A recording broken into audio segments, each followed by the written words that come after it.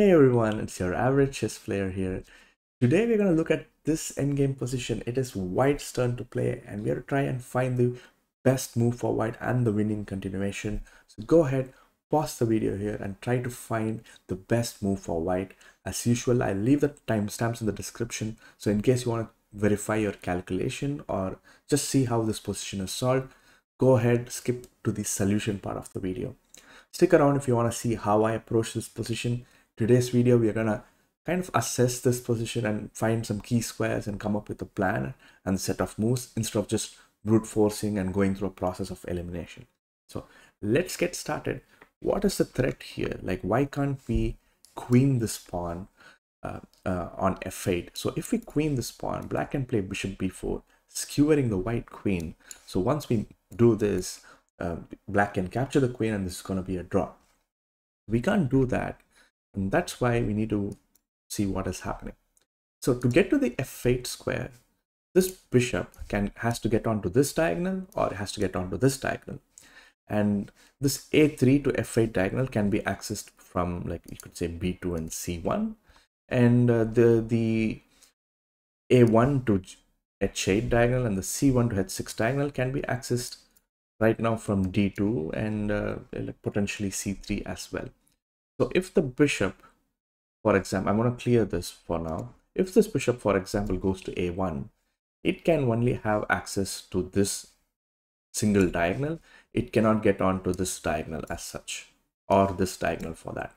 So if we take away, let's say, the g7 square when the bishop is on a1, or if we employ a completely different plan, this bishop will be in trouble. So having said that, this bishop has to be on probably these four squares at all points, and even preferably d2 and c3, in order to kind of can swing over to either of these diagonals at any point in order to control that f8 square. Otherwise, the bishop is gonna not be able to do that, and we know that black has plundered, and then we can work against it.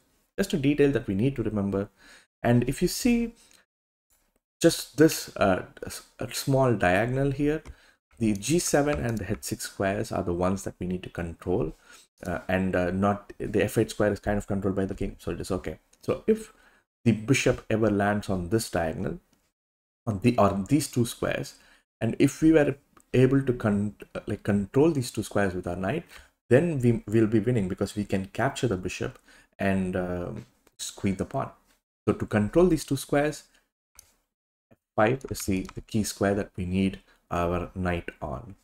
From here we can control these two squares. So we kind of understand now that we need to kind of dominate the bishop with our knight, and now part of our plan is probably going to be like, how do we get our knight to f5, you could say. And if the bishop is like wants to live on this diagonal, so I'm gonna clear this up for now. If the bishop wants to live on this diagonal, then yeah, we can try to control b4 with something like knight d5, but then the bishop maybe one day can land on c5. So there's just more than one square that we need to, like more than two squares that we need to control, let's say. In which case, it's probably better to try and block that diagonal. Something like, let's say, if we move the king away and then we play knight d5 and then we land on e7, this diagonal is blocked. So if this bishop is stuck on this diagonal and cannot switch to this one, then this works out well. The knight will protect the bishop from accessing f8, and then we can queen. So how do we get to e7? Again, two squares that come to mind are d5 and f5, and f5 seems to be like a common square that we have already in this position, where we wanted to get to g7 and h6. So with all that in mind, we need to now look at the two options. How do we get to d5 and how do we get to f5, and what works? So the first move, just to try and see if we're missing anything, is just knight d5. And with knight d5, we're just trying to play king e8 and then knight e7 and then f8. Let's say that's the plan. Black can now play bishop g7, since knight d5 also takes away this bishop b4 skewer threat, right? So black plays bishop g7 to take control of f8. it's only fair. And now we play like a waiting move on king e8 just to see what happens. And black can play king g6, kind of controlling this f5 square now. And we play knight e7 check.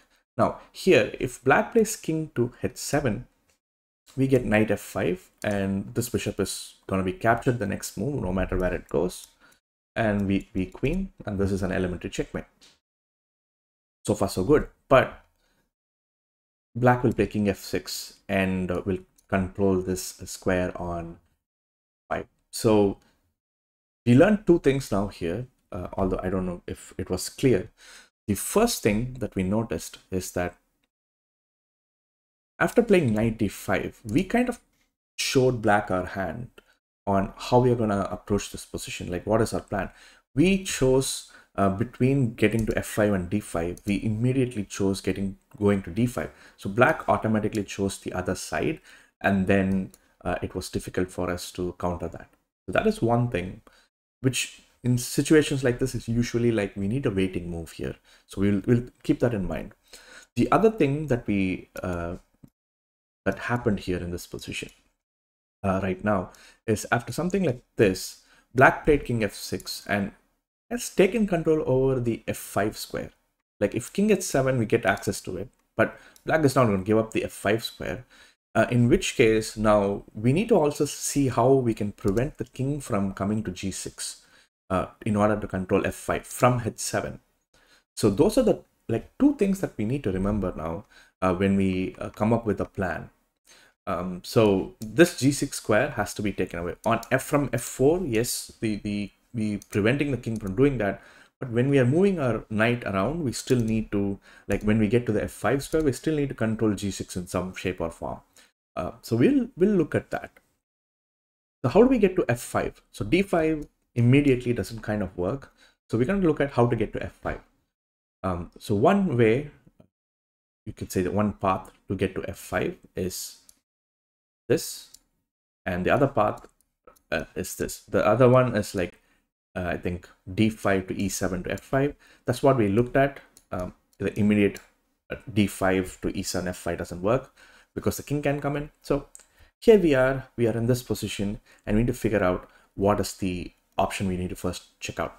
So since I said we need to control g6 also, from h4 you could actually control these two squares, at least temporarily, and you can temporarily control g6. So kind of makes sense to go through this path for the knight, and instead of going through e2, d4, and f5. So we're gonna try this path now with knight g2. And knight g2 also is still a waiting move in a way, because we're still not going to either of these two squares immediately, and we're kind of now forcing black to make a waiting move. So let's say bishop d2 is a waiting move, and here you could even play knight f4, but black will go back to c3. So you can play knight f4 because bishop f4 and you kind of queen, bishop d6 just takes, but black will just play bishop c3. So knight f4 again doesn't work. So we make yet another waiting move, which is king e8, which is useful because now the bishop b4 threat is no longer available in the position. And now black is kind of forced to choose one of these two diagonals. So either get to h6, prevent the pawn from queening, or go to b4 to prevent the pawn from queening. So just those are the two variations I think we have to look at now. So let's start with bishop to h6. We know that we need to control the square on g6 and then eventually get to f5. So knight h4, we'll continue with our plan, taking away g6. And if black now plays bishop g7, knight f5, boom, and we get the bishop, we win the game. So far, it's clear and it's easy. This variation works. What about bishop to b4? Well, here we can play something like knight to f4, and again the idea now is that we need to get to e7. That is the entire idea, because we need to block this diagonal. So if now black plays anything apart from getting off this diagonal, like if black plays bishop c3, we can just queen. So there's nothing there. So black has to stay on this diagonal.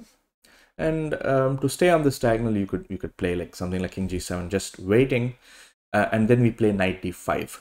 And yes, our idea is to get to e7, but our idea is also to prevent the king from coming to f6. It's again a small detail that is there. Yeah, we're hitting the bishop. We want to go to e7, but we are also preventing this black king from coming to f6.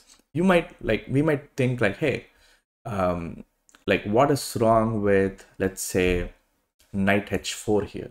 Like I can play knight h4, knight f5, and knight e7. Right, I'm preventing the king from coming to g6. Let's say king g7, knight f5, king f6. Knight e7 is no longer possible, because if you play knight e7 now, you can just stick with the bishop. It's a small detail, but justifies why we need to play knight f4 and take this path instead of this path in this specific position. So after king g7, knight d5, I take away f6. Whatever you do, like let's say bishop f8, this is a funny position because after knight e7, this bishop is smothered, and black has to move the king, and then you take the bishop, and then you move the king and queen the pawn. What an endgame! I know I didn't cover a lot of variations, but if you work this position out yourself with this plan in mind, any response that any twist and turns that black tries, you can handle that, I'm pretty sure. All right, if you reached this part of the video for the solution, here's the solution for you. The winning move and the only move to make real progress here is knight g2, with the idea of knight h4 and knight f5 controlling these two squares. Black plays a waiting move with the bishop to just see what we are going to do. We play yet another waiting move, going away from this threat of bishop b4 check whenever we queen the pawn. And then we play the move knight after king e8. Black has to kind of choose between these two squares. Like if bishop h6, we play knight to h4, controlling g6, preventing this king from coming forward. After something like bishop g7, we play knight f5, and we'll capture the bishop in the next move, and then we queen this pawn. Like whatever happens, we queen it, and we win that endgame. And in this position, if bishop b4 is played, we play knight f4 back. And since if you go back to bishop c3, you get off this diagonal, we queen the pawn, so that is not possible. So black will play a waiting move to just keep this bishop on this diagonal.